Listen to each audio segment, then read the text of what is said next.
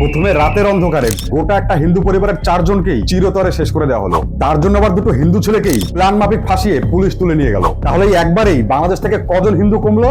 6 জন। এই master planning চলছে এখন বাংলাদেশে। আজকে প্রমাণ সহ দেখাবো কিভাবে বাংলাদেশের মৌলবাদীরা পুলিশ প্রশাসন এবং সরকারের সাথে মিলে হিন্দু নিধন যজ্ঞ করছে। প্রথমে দেখুন পুলিশ কিভাবে ঘটনাটাকে ধামাচাপা দেওয়ার জন্য ন্যারেটিভ সৃষ্টি করছে। তারা পরে গোসল করে ওখানে বসে খেজুর খায়, ওখানে বসে ইয়াবা খায়। তারপরে তখন দুপুরের দিকে ফাঁকা হয়ে যায়, পাশের বিল্ডিং এর ছাদ দিয়ে লাফ দিয়ে বসে তারা চলে যায়। এর আগে ওরা ওখানে চেয়ারে বসে রেস্ট নেয়। হ্যাঁ, এমন ভাবে বলছেন যেন ওরা শ্বশুর বাড়িতে বেড়াতে এসেছিল।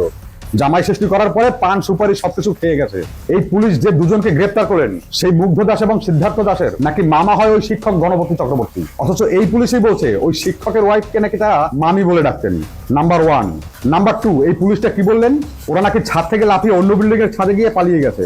দোতলা বিল্ডিং থেকে এরা 3তলা বিল্ডিং এ কি করে লাফিয়ে চলে গেল? এই পুলিশই বলেছিল তারা নাকি 3তলা থেকে লাফ দিয়ে 2 তলায় তার মামা বাড়ির ছাদে এসে নেশা করছে। আচ্ছা ঠিক আছে, মেনে নিলাম যে তারা দোতলার ছাদ থেকে 3তলা লাফ দিয়ে উঠে গেছে। আচ্ছা, সবাইকে শেষ করে দেওয়ার পরে ওরা দরজা থেকে বেরোলো না কেন? তাহলে শিক্ষক মশাইয়ের দরজা বাইরে থেকে কে বন্ধ করলো? নাম্বার 3, পুলিশ বলছে ওই দুজনকে তাদের মামা দেখে নিয়েছে বলে ফুল ফ্যামিলিকে তারা শেষ করে দিয়েছে। এটা কি বিশ্বাসযোগ্য বলুন তো? তারা যদি তাদের মামাকে এতই ভয় পাবে, তাহলে তার মামার বাড়ির পাশের বিল্ডিংটাই তো পুরো ফাঁকা ছিল। তারা সেই ফাঁকা বিল্ডিং এ বসে নেশা করতে পারতো না নিরাপদে? নাম্বার 4, যে জামা পরে পুলিশ আগের দিন ওদেরকে খুঁজলো, পরের দিন সেই জামাই আসামির গায়ে কি করে এলো? নাম্বার 5, আচমকাই তাদের মামা চলে আসে বলে এই ঘটনাটা ঘটে। আচমকাই যদি ঘটে তাহলে আগে থেকে কারেন্টের তারকে কেটে দিল, ভাবার বিষয় নয়? নাম্বার 6, পুলিশ বলছে গণপতি স্যারের বডি নাকি ছাদে পাওয়া গেছে, কিন্তু আমাকে বাংলাদেশ থেকে একজন মেসেঞ্জারে ফটো পাঠিয়েছে তাদের ঘরের মধ্যে খাটের পাশে পড়েছিল তার নিথর দেহ। আসলে এগুলো সবই তাদের পূর্ব পরিকল্পিত প্ল্যান। হিন্দুদের জমি জায়গা দখল করে তাদেরকে বাংলাদেশ থেকে সম্পূর্ণভাবে নিশ্চিহ্ন করাই এদের আসল উদ্দেশ্য। আপনারা কি জানেন এই স্যারকে বিগত কয়েকদিন ধরেই নূর আলম, খলিল মোহাম্মদ এবং আশিক ইসলাম তার বাড়ির জমি দখল করার জন্য রীতিমতো হুমকি দিয়ে আসছিল।